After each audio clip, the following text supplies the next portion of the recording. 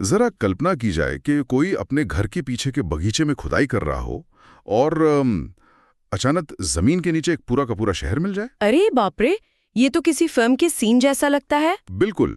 लेकिन हैरानी की बात सिर्फ ये ना हो कि वहां एक शहर है, बल्कि हैरानी इस बात की हो कि उस 5000 साल पुराने शहर की सड़कें आज के आधुनिक हाईवे से भी ज्यादा सुनियोजित हैं। ये वाकई रोंगटे खड़े कर देने वाला विचार है। इतिहास को लेकर जो एक आम धारणा बनी हुई है ना कि प्राचीन लोग बहुत अव्यवस्थित या असभ्य रहे होंगे, ये खोज उस पूरी धारणा को जड़ से उखाड़ फेंकती है। मैं तो हमेशा यही मानती हूँ कि हम अतीत को कम आंकते हैं। एकदम सही कहा। और आज के इस गहराई से की जा रही चर्चा में, यानी हमारे इस विस्तृत विश्लेषण में, हम इसी अचरज भरी दुनिया के रहस्यों को खंगालने वाले हैं। हमारे पास द टेराकोटा ब्लूप्रिंट नाम का एक बेहद दिलचस्प और विजुअल दस्तावेज है। ये कोई साधारण रिसर्च पेपर नहीं है, बल्कि सिंधु घाटी सभ्यता की बनावट, उनके काम करने के तरीकों और उनके जीवन का एक ऐसा खाका है जो सोचने पर मजबूर कर देता है कि क्या हम सच में आज उतने आधुनिक हैं जितना खुद को मानते हैं। सही बात है। तो हमारा मिशन आज ये है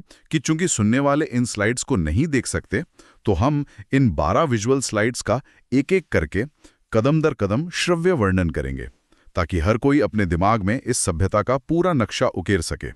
तो चलिए इसे थोड़ा विस्तार से समझते हैं। बिल्कुल।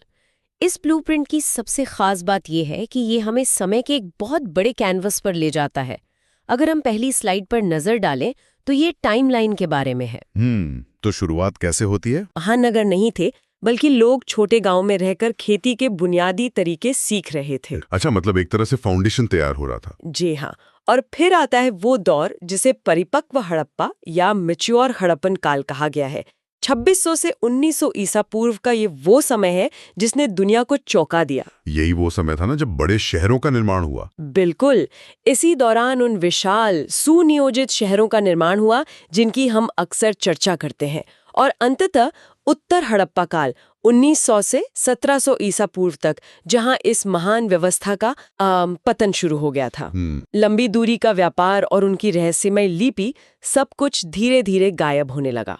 और ये भी सोचना दिलचस्प है कि ये सब कितने लंबे समय तक दुनिया की नजरों से छिपा रहा। मतलब 1920 के दशक तक दुनिया को भनक भी नहीं थी कि जमीन के नीचे इतना कुछ दबा है। हाँ, वो तो अलेक्जेंडर कनिंघम जैसे पुरातत्वविदों ने शुरुआती संकेत जरूर पकड़े थे। लेकिन असल में तो जब जॉन मार्शल के नेतृत्व में 1921 में दयाराम साहनी ने हड़प्पा की खुदाई की, तब जाकर ब्रिटिश हुकूमत को यह झटका लगा कि भारत में एक ऐसी सभ्यता थी जो खुद ब्रिटेन के इतिहास से कहीं ज्यादा प्राचीन और उन्नत थी। जॉन मार्शल ने ही इसे पहली बार सिंधु घाटी सभ्यता का नाम दिया था। एकदम सही। अब अगर हम दूसरी स्लाइड की ओर बढ़ें, जो इनके भौगोलिक विस्तार के बारे में है, तो इसका दायरा बहुत विशाल था। मैंने भी सुना है कि बहुत बड़े इलाके में फैली थी, लेकिन नक्शे पर यह कैसी दिखती है?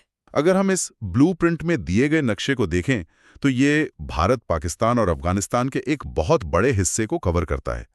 अगर हम इस नक्शे पर एक रेखा खींचें तो ये एक विशाल हीरे या डायमंड का आकार लेता है। अच्छा, एक डायमंड शेप। जी। उत्तर में जम्मू कश्मीर के मांडा से लेकर दक्षिण में महाराष्ट्र के दैमाबाद तक, और पूर्व में उत्तर प्रदेश के आलमगीरपुर से लेकर पश्चिम में बलूचिस्तान के सुतकागिंडोर तक। ये दायरा अपने आप में अकल्पनीय है। ये कोई छोटा मोटा राज्य नहीं था, बल्कि उस समय की दुनिया का सबसे बड़ा भौगोलिक और सांस्कृतिक क्षेत्र था। बिल्कुल। मिस्र और मेसोपोटामिया की सभ्यताओं को भी मिला दिया जाए ना, तो भी ये उनसे बड़ा था। मैं तो ये देखकर हैरान रह जाती हूँ। लेकिन यहाँ ये हिस्सा वाकई बहुत दिलचस्प हो जाता है। ये कांस्य युग था, यानी ब्रॉन्ज एज। लेकिन जहां तक मुझे पता है, कांस्य कोई प्राकृतिक धातु नहीं है जिसे जमीन से खोदकर निकाल लिया जाए। इसे तांबे और टिन को मिलाकर बनाना पड़ता है। सही कहा आपने। तो इतने विशाल क्षेत्र में जहां आज के जैसी कोई ट्रांसपोर्ट व्यवस्था नहीं थी, वहां ये धातु का कारोबार कैसे होता था? यही तो उनके प्रशासन की सबसे बड़ी खूबी थी। वे एक बहुत ही जटिल और प्राचीन सप्लाई चेन चला रहे थे। तांबा मुख्य रूप से राजस्थान की खेतरी खदानों और ओमान से मंगाया जाता था। ओमान से? मतलब समुद्र के रास्ते? हाँ। और टिन, जो कि बहुत दुर्लभ था, उसे अफगानिस्तान से लाया जाता था। इन दोनों को भट्टियों में पिघलाकर कांस्य से बनाया जाता था। जरा उस लॉजिस्टिक्स के बारे में सोचा जाए। बिना ट्रकों या पक्की सड़कों के बैलगाड़ियों और नावों के जरिए हजारों किलोमीटर दूर से कच्चा माल मंगाना और फिर उसे पूरे साम्राज्य में बांटना। ये तो किसी भी आधुनिक कॉर्पोरेट सप्लाई चेन को टक्कर दे सकता है। दिमाग चकरा जाता है ये सोचकर। है ना? खैर, इतने बड़े पैमाने पर कच्चा माल तो आ गया, लेकिन उन शहरों का खुद का ढांचा कैसा था? अगर आज हम उस जमीन को खोदें तो हमें क्या मिलेगा?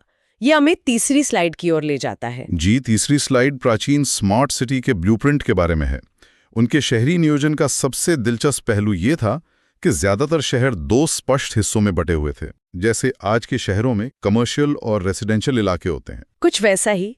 एक तरफ एक ऊंचे चबूतरे पर बना गढ़ या सिटाडेल होता था। यहाँ आम लोगों के घर नहीं होते थे। यहाँ बड़ी बड़ी सार्वजनिक इमारतें थीं, जैसे अन्नागार, जहाँ आपातकाल के लिए अनाज सुरक्षित रखा जाता था। या फिर मोहनजोदड़ो का वो मशहूर विशाल स्नानागार, जो शायद किसी धार्मिक या सार्वजनिक अनुष्ठान के लिए इस्तेमाल होता था। बिल्कुल। और दूसरा हिस्सा था निचला शहर या लोअर टाउन, जहां आम जनता रहती थी, जहां व्यापार होता था और आवासीय भवन थे। लेकिन मुझे इस ब्लूप्रिंट की एक बात बहुत पसंद आई कि ये लोग किसी एक सख्त नियम के गुलाम नहीं थे। उन्होंने अपनी जरूरत के हिसाब से इस डिजाइन में बदलाव भी किए। एकदम सही। हर शहर की अपनी एक अलग पहचान थी। उदाहरण के लिए गुजरात का धौलावीरा 2 नहीं बल्कि 3 हिस्सों में बटा था। गढ़, मध्य शहर और निचला शहर। अच्छा, 3 हिस्से। हाँ, वहीं चन्हूदड़ो एक ऐसा शहर था जहां कोई गढ़ था ही नहीं। वो पूरी तरह से एक औद्योगिक शहर मालूम पड़ता है। और लोथल, जो उनका एक प्रमुख बंदरगाह था, वहां गढ़ किसी दीवार से अलग नहीं किया गया था, बल्कि बस थोड़ी ऊंचाई पर बना दिया गया था। ये विविधता दिखाती है कि वे लोग व्यवहारिक थे। लेकिन जब हम उस निचले शहर की सड़कों को देखते हैं, जो चौथी स्लाइड में दिखाया गया है, तो यहाँ एक ऐसी चीज है जो आज के इंजीनियरों को भी सोचने पर मजबूर कर दें। इस दस्तावेज में ऊपर से ली गई एक तस्वीर है जो दिखाती है कि सड़कें एक दूसरे को बिल्कुल समकोण यानी 90 डिग्री पर काटती थी। हाँ, एक परफेक्ट ग्रिड सिस्टम था। और ये ग्रिड सिस्टम केवल सड़कों तक सीमित नहीं था। जो चीज इस सभ्यता को सबसे अलग बनाती है वो है उनकी निर्माण सामग्री। वे पक्की हुई ईंटों का इस्तेमाल करते थे, और वो कोई ऐसी वैसी ईंटें नहीं थी। उनका अनुपात बिल्कुल मानकीकृत था, 4:2:1। यानी लंबाई चौड़ाई की दुगनी और चौड़ाई ऊंचाई की दुगनी। तो इस सब का क्या मतलब है? अगर मैं इसे आज के संदर्भ में देखूं, तो क्या ये ईंटें उनके लिए लेगो ब्लॉक्स की तरह थी? लेगो ब्लॉक्स ये काफी दिलचस्प उपमा है। मतलब लेगो की खासियत यही है कि उन्हें दुनिया के किसी भी कोने में ले जाएं, वे हमेशा एक दूसरे के साथ बिल्कुल फिट बैठेंगे। बिना किसी इंटरनेट, बिना किसी केंद्रीय संचार व्यवस्था के पंजाब से लेकर गुजरात तक हर मिस्त्री, हर कारीगर एक ही साइज की ईंटें बना रहा था। ये लेगो वाली उपमा एकदम सटीक है। ये एक रूपता किसी भी बड़े निर्माण को बेहद आसान और तेज बना देती है। आपको हर बार नई कैलकुलेशन नहीं करनी पड़ती। और इसी मानकीकृत इंजीनियरिंग का सबसे शानदार नमूना उनकी जल निकासी यानी ड्रेनेज व्यवस्था में दिखता है, जो हमारी 5वीं स्लाइड है। और यहाँ मैं आपको रोकना चाहूंगा। क्या ये सच है कि 5000 साल पहले हर घर में अपना एक अटैच्ड बाथरूम होता था? जी हाँ, बिल्कुल सच है। आज भी हमारे कई विकासशील देशों के महानगरों में जल निकासी और खुले नालों की भयंकर समस्या है। बिना किसी आधुनिक मशीनरी के उन्होंने ये अचीव कैसे किया? उन्होंने इसे एक बहुत ही वैज्ञानिक तरीके से अचीव किया। हर घर का अपना एक पक्का स्नानघर होता था। उस स्नानघर की नाली घर के बाहर गली के मुख्य नाली से जुड़ी होती थी, और ये मुख्य नालियां खुली नहीं होती थीं। उन्हें पक्की ईंटों या चूना पत्थर से ढका गया था। कमाल की बात है। इतना ही नहीं, नालियों के बीच बीच में मैनहोल बने हुए थे ताकि कचरा साफ किया जा सके। ठोस कचरा जमा होने के लिए सोक पिट या नाबदान बने थे ताकि नालियां कभी चोक ना हो। साफ सफाई के प्रति उनका ये जुनून दुनिया की किसी भी अन्य समकालीन सभ्यता में देखने को नहीं मिलता, चाहे वो मिस्र हो या मेसोपोटामिया। और उनके घर अंदर से कैसे दिखते थे? इस ब्लूप्रिंट में एक घर का जो नक्शा है वो एक बहुत ही दिलचस्प मनोवैज्ञानिक पहलू को उजागर करता है, गोपनीयता या प्राइवेसी। उनके घर आंगन केंद्रित होते थे, यानी बीच में खुला आंगन और चारों तरफ कमरे। बिल्कुल। लेकिन हैरानी की बात यह है कि ग्राउंड फ्लोर पर सड़क की तरफ खुलने वाली एक भी खिड़की नहीं होती थी। और मुख्य दरवाजा भी इस तरह बनाया जाता था कि अगर कोई सड़क पर खड़ा हो तो वो सीधे आंगन या कमरों के अंदर नहीं देख सकता था। एक एल शेप की दीवार नजरों को रोक देती थी। यह दिखाता है कि वे एक बहुत ही व्यवस्थित, शांत और एकांत पसंद करने वाले लोग रहे होंगे। अब सवाल ये उठता है कि इतने बेहतरीन शहरों में रहने वाले इतने अनुशासित ये लोग अपना पेट कैसे भरते थे। ये हमें छठी स्लाइड की ओर ले जाता है, उनकी अर्थव्यवस्था का इंजन यानी कृषि। कृषि उनकी अर्थव्यवस्था की रीढ़ थी। उन्होंने खेती के ऐसे तरीके इजाद किए थे जो आज भी इस्तेमाल होते हैं। राजस्थान के कालीबंगा में जुते हुए खेत के साक्ष्य मिले हैं, जहां दोहरे समकोण खांचे बने हुए हैं। इसका मतलब कि वे एक ही खेत में एक साथ दो अलग अलग फसलें उगा रहे थे। बिल्कुल, बहुफसली खेती या मल्टी क्रॉपिंग। वे गेहूं, जौ, मसूर, चना, तिल और बाजरा उगाते थे। चावल का उपयोग बहुत कम था, जो मुख्य रूप से लोथल और रंगपुर के आसपास ही देखने को मिलता है। पानी के प्रबंधन के लिए उन्होंने बेहतरीन उपाय किए थे। अफगानिस्तान के शोरतुगई में नहरों के निशान मिले हैं और धोलावीरा में पत्थरों को काटकर बनाए गए विशाल जल जलाशय। और कपास, इस ब्लूप्रिंट में स्पष्ट लिखा है कि सिंधु घाटी के लोग कपास यानी कॉटन उगाने वाले दुनिया के पहले लोग थे। यूनानी लोग इस कपास को सिंडोन कहते थे, जो सीधे सिंध शब्द से निकला है। चोलिस्तान और हरियाणा के बनावली में मिट्टी के बने हल के मॉडल भी मिले हैं, जो यह साबित करते हैं कि वे खेती में बैलों का इस्तेमाल करते थे। पशुपालन भी उतना ही महत्वपूर्ण था। वे भेड़, बकरी, भैंस और सूअर पालते थे। लेकिन यहाँ सबसे दिलचस्प बात यह है जिस पर हमें रुककर सोचना चाहिए। वो क्या? इस पूरी सभ्यता में उनकी मोहरों पर, उनकी कलाकृतियों में कई जानवरों के चित्र हैं। हाथी, गेंडा, बाघ, लेकिन शेरों और गायों का कोई ठोस सबूत नहीं मिला है। ये सच में बहुत अजीब है, खासकर ये देखते हुए कि बाद के भारतीय इतिहास और संस्कृति में गाय का कितना बड़ा महत्व रहा है। लेकिन सिंधु घाटी के लोग शायद इनका पालन नहीं करते थे। घोड़ों को लेकर भी विवाद रहता है। हालांकि सुतका गेंडोर जैसी जगहों पर घोड़े के कुछ निशान जरूर पाए गए हैं। खैर, जब पेट भरा हो, कृषि अच्छी हो रही हो, तभी इंसान कला और शिल्प की तरफ ध्यान दे पाता है। और वे लोग इसमें भी उस्ताद थे, जो हमें 7वीं स्लाइड में देखने को मिलता है। उनकी शिल्पकारी का स्तर बहुत ऊंचा था। चन्हूदड़ो एक ऐसा शहर था जो पूरी तरह से औद्योगिक केंद्र था। वहां दिन रात मनके, मोहरें और वजन के बाट बनाए जाते थे। तटीय इलाके जैसे नागेश्वर और बालाकोट शंख की कटाई और उससे चूड़ियां और अंगूठियां बनाने के लिए मशहूर थे। वहां विशेष ड्रिल और चरखे का इस्तेमाल होता था। लाल काले मिट्टी के बर्तन तो उनकी पहचान ही बन गए थे। और जब आपके पास इतना सारा उत्पादन हो, तो आप उसे सिर्फ अपने तक सीमित नहीं रखते, आप व्यापार करते हैं। 8वीं स्लाइड के व्यापारिक मार्गों वाले हिस्से को देखकर ऐसा लगता है जैसे हम किसी आधुनिक एक्सपोर्ट इंपोर्ट कंपनी का नक्शा देख रहे हैं। आंतरिक और बाहरी दोनों तरह का व्यापार बहुत मजबूत था।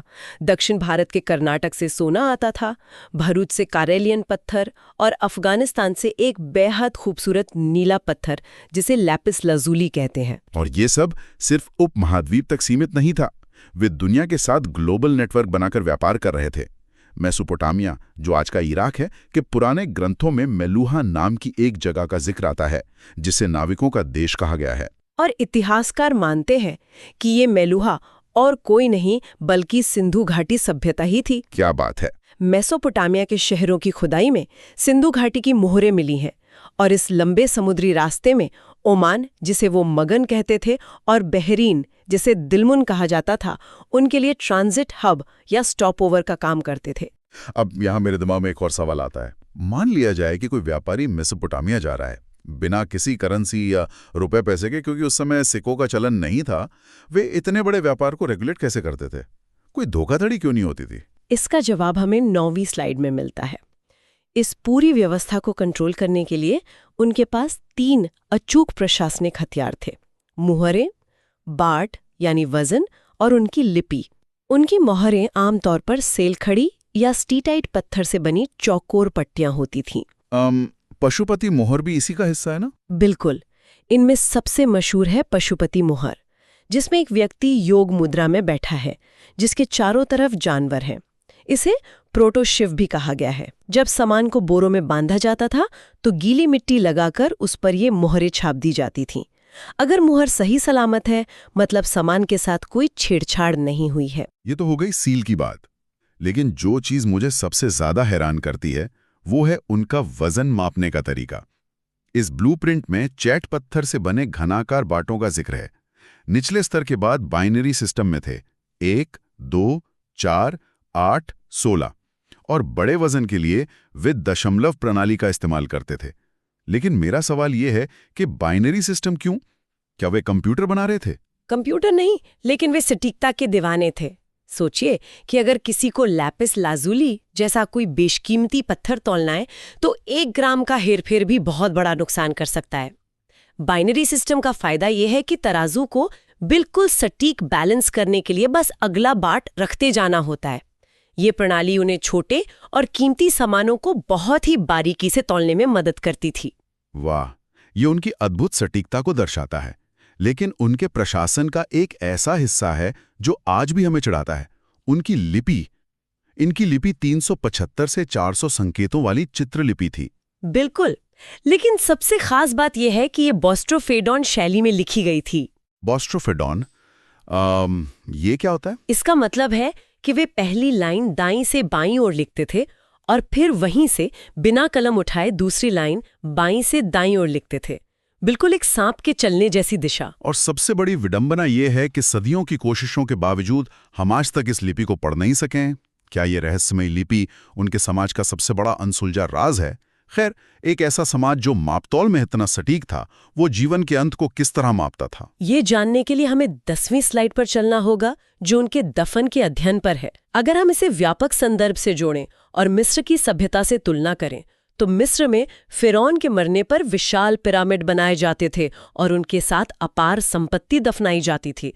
लेकिन सिंधु घाटी के लोग ऐसा नहीं करते थे। तो वे कब्रों में क्या रखते थे? वे मृतकों के साथ कोई विशाल या कीमती संपत्ति दफनाने में विश्वास नहीं करते थे। बस रोजमर्रा की जरूरत की चीजें, मिट्टी के बर्तन, तांबे का एक शीशा या शंख की अंगूठियां। हड़प्पा में एक ऐसी कब्र मिली है जिसमें व्यक्ति को शंख की अंगूठियों और कुछ सूक्ष्म मोतियों के साथ दफनाया गया था। ये दिखाता है कि ये समाज दिखावे में विश्वास नहीं रखता था। लेकिन हर जगह एक जैसा नियम नहीं था। जैसे लोथल में संयुक्त शव मिले हैं, 2 लोगों को एक साथ दफनाया गया। पंजाब के रोपड़ में तो एक अनोखी प्रथा दिखी, जहां एक कब्र में मालिक के साथ उसके कुत्ते को दफनाया गया है। और हड़प्पा में ताबूत के इस्तेमाल के सबूत मिले हैं। ये विंताएं दिखाती हैं कि इतने मानीकरण के बावजूद लोगों की अपनी अलग अलग मान्यताएं भी थीं। बिल्कुल सही। और 11वीं स्लाइड में जब हम इन सभी प्रमुख स्थलों का निदान एक साथ रखकर करते हैं, तो हर शहर का अपना एक अलग चरित्र उभरता है। हाँ, अगर हम तेजी से रिकैप करें तो मोहनजोदड़ो अपने विशाल स्नानागार, कांसी की नर्तकी और दाढ़ी वाले पुजारी की मूर्ति के लिए जाना जाता है। और हड़प्पा अपने अन्नागारों के लिए मशहूर है। और लोथल अपने डॉकयार्ड के लिए, जहां से जहाज निकलते थे। भारत का सबसे बड़ा स्थल राखीगढ़ी था और सबसे पुराना स्थल भिर्राणा। लेकिन यहां आकर कहानी में एक अजीब सा सन्नाटा छा जाता है। जब मैं इस पूरे परिदृश्य को देखता हूं, इतनी बेहतरीन जल निकासी, इतने शांतिपूर्ण लोग, कोई बड़े हथियार नहीं मिले, कोई युद्ध के संकेत नहीं मिले, तो फिर ये सब रातों रात गायब कैसे हो गया? ये हमें 12वीं और आखिरी स्लाइड पर लाता है, एक युग का पतन। इतिहास में लंबे समय तक ये माना जाता रहा कि शायद किसी आक्रमण ने इन्हें खत्म कर दिया। लेकिन आधुनिक शोध और ये स्लाइड के अंतिम हिस्से का दृश्य, जहां टूटी हुई ईंटों और सूखी नदियों का चित्र है, इसे नकारते हैं। इस सभ्यता का अंत किसी अचानक हुई हिंसा से नहीं हुआ था। तो फिर हुआ क्या था? ये एक क्रमिक पतन था। इसके कुछ संभावित सिद्धांत हैं। पहला, जलवायु परिवर्तन और व्यापक वनों की कटाई। यादें हमने पकी हुई ईंटों की बात की थी? हाँ, बिल्कुल। उन ईंटों को पकाने के लिए भट्टियों में आग जलानी पड़ती थी और उस आग के लिए लाखों पेड़ों को काटा गया। यानी जिस चीज ने उनके शहर बनाए, उसी ने उनका पर्यावरण उजाड़ दिया। ये तो आज की क्लाइमेट चेंज वाली समस्या से बहुत मेल खाता है। एकदम। और दूसरा बड़ा कारण था नदियों का सूखना, विशेष रूप से घग्गर हक्रा नदी प्रणाली।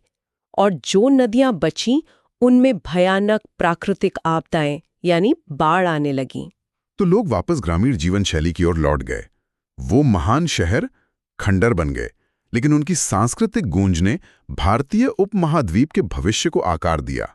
उनके खेती के तरीके, वो बैलगाड़ियों का डिजाइन किसी न किसी रूप में हमारी संस्कृति में रचे बसे रहे। बिल्कुल, ये हमें सिखाता है कि प्रकृति ने मनुष्य को ये याद दिलाया कि संसाधन सीमित है और उनका सम्मान करना जरूरी है। बहुत ही गहरी बात है। इस पूरी चर्चा का समापन करते हुए अगर हम उस अचंभित करने वाले स्मार्ट सिटी से थोड़ा बाहर आएं, तो एक विचार है जो मुझे रोमांचित करता है। धौलावीरा की खुदाई में जमीन पर एक बहुत बड़ा प्राचीन साइन बोर्ड मिला था, जिस पर उनकी लिपि में 26 बड़े-बड़े अक्षर लिखे थे। चूंकि हम उनकी लिपि पढ़ नहीं सकते, तो क्या पता वो साइन बोर्ड शहर का कोई प्रशासनिक आदेश न होकर उस समय की कोई मशहूर कविता हो, या फिर शहर के सबसे अच्छे भोजनालय का विज्ञापन। पर आज भी उन मिट्टी की मोहरों में कैद हैं। अपने आप में कितना रोमांचित करने वाला है। सुनने वालों के लिए ये एक ऐसा रहस्य है जो 5000 साल बाद भी हमें अपनी ओर खींचता है। इसी विचार के साथ हम आज की इस चर्चा को यहीं विराम देते हैं।